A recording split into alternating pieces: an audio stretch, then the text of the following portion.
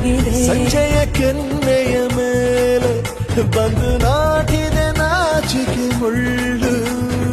ಮನದ ಮಗು ಹಠ ಮಾಡಿದೆ ಮಾಡುವ ಕೊಂಗಾಟ. ಕಣ್ಣಿಗೆ ಕಾಣೋ ಹೂಗಳೆಲ್ಲ ಏನೋ ಕೇಳುತ್ತಿವೆ. ನಿನ್ನಯ ನೆರಳ ಮೇಲೆ ನೂರು ಚಾಡಿ ಹೇಳುತ್ತಿವೆ.